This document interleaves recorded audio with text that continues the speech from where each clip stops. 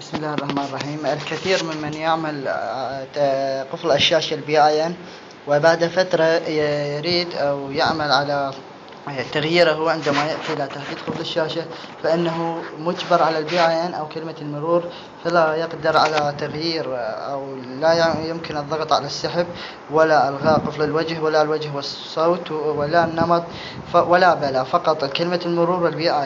الباقيات لا يمكن الضغط عليهم. حل هذه المشكلة بسيط جدا. تذهب إلى المزيد، بعد المزيد تضغط إلى الحماية وتنتقل إلى آخر شيء مسح بيانات الاعتماد.